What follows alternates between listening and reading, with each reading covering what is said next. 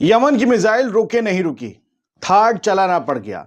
Iron डोम और arrow दोनों नाकाम हो गए।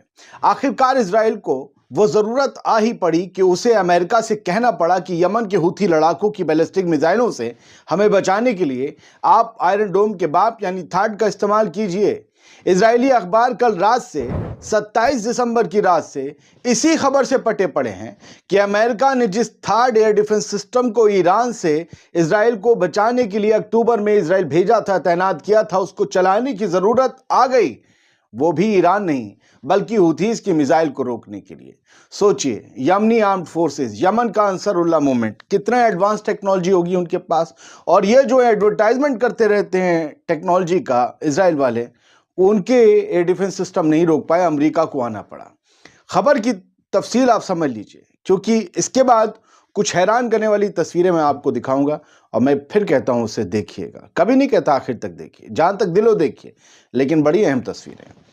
द टाइम्स ऑफ इजराइल और येदियोत एनोत अखबार लिखते हैं, अमेरिकी terminal high altitude area defence थाड, ये फुल फॉर्म थी थाड की। थाड का इजरायली जमीन पर पहली बार इस्तेमाल हो गया है। थाड ने जुमे की सुबह इजराइल को निशाना बनाकर यमन की तरफ से दागी गई मिसाइल को गिरा दिया। थाड सिस्टम को, ये इनका दावा है, थाड सिस्टम को अक्टूबर में 100 अमेरिकी फौजियों वाले चालक दल या आप कहिए 100 मेंबर वाले क्रू के साथ इजराइल में तैनात किया गया था। आप सबने ये खबर सुनी थी, हमने भी सुनी थी। अब तक चला नहीं था थाड। अमेरिका ने इसे ईरान के हमले को रोकने और इजराइल को सिक्योर करने के लिए भेजा था, लेकिन अब हूथीज की मिसाइल को रोकने के लिए अमेरिकी फौजियों ने थाड का इस्तेमाल किया है। यानी यमन की मिसाइल को रोक पाना आयरन डोम या एरो के अकेले के बस की बात नहीं रह गई है। सच कहें तो इस खबर ने इजराइल की हवा निकाल दी है। थाड के चलने के वक्त का एक वीडियो भी सामने आ गया है, वायरल हो रहा है, असली है। वीडियो अमेरिकी फौजियों का है और अमेरिकी फौजी इसमें पीछे से बस सुनाई दे रहे हैं, उन्हें सुना जा सकता है। वो कह रहे हैं, मैंने इसके लिए 18 साल इंतजार किया, मैंने इसके लिए 18 साल इंतजार किया। यानी ये फौजी 18 साल से अमेरिकी फौजी में रहा होगा, फौज में, लेकिन इसने कभी थाड से किसी मिसाइल को गिराते नहीं देखा होगा। ऐसा क्यों? इसका जवाब बड़ा दिलचस्प है, मैं बताऊंगा, इस क्लिप को दिखाने के बाद बताऊंगा। सुनिए थाड के चलते ही वो फौजी कैसे चिल्ला रहा है, मैंने इसके लिए 18 साल इंतजार किया। वो इंग्लिश में कह रहा है, हमने हिंदी में बता दिया, सुन लीजिए, थाड को चलते हुए देख लीजिए।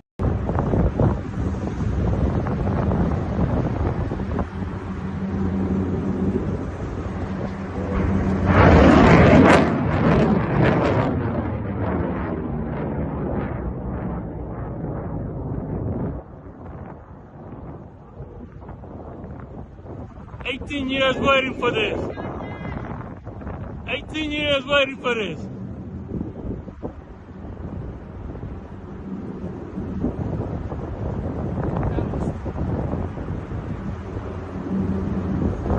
दोस्तों, इस वीडियो को इजराइल के कान न्यूज चैनल के रिपोर्टर इताय ब्लूमेंटल ने शेयर किया है।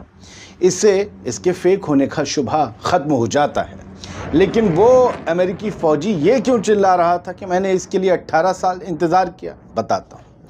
दरअसल जनवरी 2022 में यूनाइटेड अरब एमिरेट यानी कि यूएई ने थाड सिस्टम का इस्तेमाल करके एक हौथी बैलिस्टिक यानी हौथीज की बैलिस्टिक मिसाइल को इंटरसेप्ट किया था।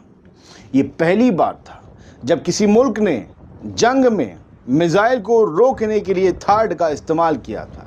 यानी जंग में इसका इस्तेमाल 2 ही बार हुआ है। हालांकि ऐसी कोई जंग यूएई और यमन के बीच नहीं थी, लेकिन जैसी इधर चल रही है वैसे उधर भी आपको पता ही होगा।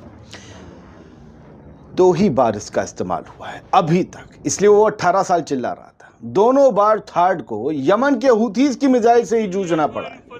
इजरायली मीडिया का कहना है कि 27 दिसंबर को यमन की इस मिसाइल को थाड ने मार गिराया, जबकि यमनी आर्म फोर्सेस के स्पोक्स पर्सन याहिया सारी का क्या कहना है, हमने आपको बताया था कि यमन की मिसाइल ने, बैलिस्टिक मिसाइल ने टेल अवीव के बेन गुरियन हवाई अड्डे को हिट किया।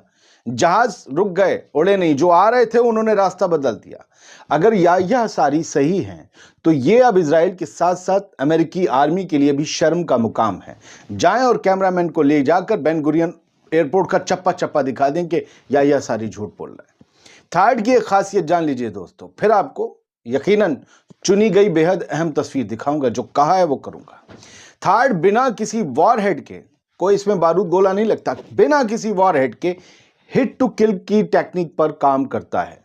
ऐसे में इस सिस्टम खतरनाक मिसाइल से जो टक्कर होने पर, कोलिजन होने पर जो स्पीड और जो एनर्जी निकलती है उस पर बेस होती है कि वो मिसाइल का क्या करेगा, कितना बड़ा एक्सप्लोजन होगा। मान लीजिए किसी की कम है, किसी प्रोजेक्टाइल की स्पीड, तो एक्सप्लोजन भी उतना कम उसका होगा। ज्यादा स्पीड है तो ज्यादा बड़ा। सिस्टम का रडार 2000 किलोमीटर से ज्यादा दूरी पर मिसाइलों और एयरक्राफ्ट्स का पता लगा लेता है और उन्हें ट्रैक कर सकता है। इससे 200 किलोमीटर तक की रेंज में और 150 किलोमीटर तक की ऊंचाई पर मिसाइलों को रोकना मुमकिन है। याद रखिए, 2000 वाली रेंज रडार की पकड़ना और मार गिराने में फर्क है। जुमे की सुबह दागी गई हूथीज की मिसाइल को इजरायली इलाके में पार करने से पहले ही रोक दिया गया। ये इजरायली आउटलेट्स कह रहे हैं, लेकिन और आईडीएफ भी कह रही है। आईडीएफ ने ये बताया कि हमने इंटरसेप्ट की। छुपाया पता है क्या कि है थार्ड से मार गिराई। ये नहीं बताया कि थार्ड से मार गिराई, ये छुपा लिया आईडीएफ ने। अपनी बेइज्जती भी हो रही है। चलिए तस्वीरें दिखाते हैं। तस्वीर से पहले एक खबर बड़ी अहम है। इजराइल हूथीज के बड़े लीडर को टारगेट करने के लिए सोच विचार कर रहा है, बातचीत कर रहा है, मशवरा कर रहा है। सिग्निफिकेंट अटैक, यानी जिस तरीके से हसन नसरल्लाह, इस्माइल हानिया, उस तरीके से सैयद अब्दुल मलिक अल हूथी, याहिया सारी या कोई और, इन सबको टारगेट करने के लिए पूरी एक मीटिंग कर रहा है। खैर छोड़िए, बढ़ते आगे। मैं एक अहम तस्वीर आपको दिखा रहा हूँ। वीडियो है, साइलेंट है। जो गज़ा है, गज़ा में तबाह हुए घर हैं और उन तबाह हुए घरों को भी गिराया जा रहा है। बिना गिरा हुआ कोई घर आईडीएफ को देखना मंजूर नहीं।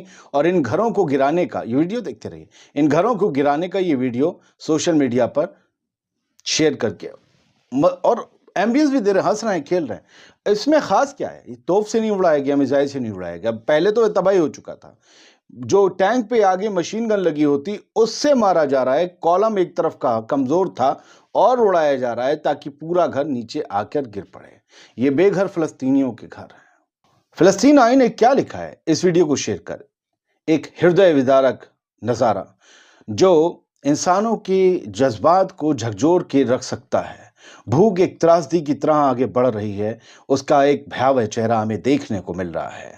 जो डिस्प्लेस्ड लड़कियां हैं वो मूसलाधार बारिश और ठंड के बीच सूप किचन के सामने भीड़ लगाए नजर आ रही हैं। उनकी चीखें खामोशी को चीरती हैं क्योंकि वो चावल के बने हुए खाने के लिए मिन्नतें कर रही हैं, रिक्वेस्ट कर रही हैं कि हमें खाना दे दीजिए, न जाने कब से नहीं खाया है। उनके भूखे परिवारों को खिलाने के लिए उन्हें बहुत मुश्किल से खाना मिल पाता है। ये गज़ा के बच्चों की और बच्चियों की सबकी हालत है। हमारे पास जो है हमें उस पर शुक्र अदा करना चाहिए, लेकिन इनके लिए अब शायद उससे ज़्यादा दुआ करनी चाहिए। सीरिया का ये नज़ारा है। बशर अल असद की रिजीम में इन साहब को ये जो तलवार लिए ऊपर खड़े हुए हैं, और तलवार क्या बल्कि वो तो खोल में है।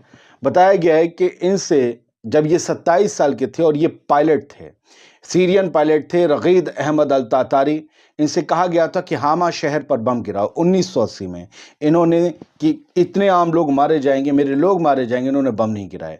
हुकूमत की हुक्म हदूली कर दी। बशर अल असद के बाप का कहना नहीं माना उनकी हुकूमत का। क्या हुआ? इनको जेल में डाल दिया गया। और अब 1980 में, तब ये 27 साल के थे और अब ये 44 साल बाद जेल से निकले हैं। 44 साल बाद, उम्र जोड़ लीजिए, पूरी जिंदगियां काट दी हैं। अब इनका इस्तकबाल हो रहा है और इनका नीचे इसी ट्वीट में फोटो दिया गया। ये यंग आदमी था, इस वक्त इस उम्र में, ब्लैक एंड व्हाइट फोटो देखिए, इस उम्र में ये जेल गया था और अब ये इस उम्र में जेल से आज़ाद करवाए गए। बड़े जुल्म की दास्तान। हर हुक्मरान उसका एक अच्छा रूप है, एक बुरा रूप है। किसी के लिए अच्छा है, किसी के लिए हीरो, किसी के लिए विलन। हर किसी की यही कहानी है। बहुत बहुत शुक्रिया। सलामत रहिए, खुश रहिए।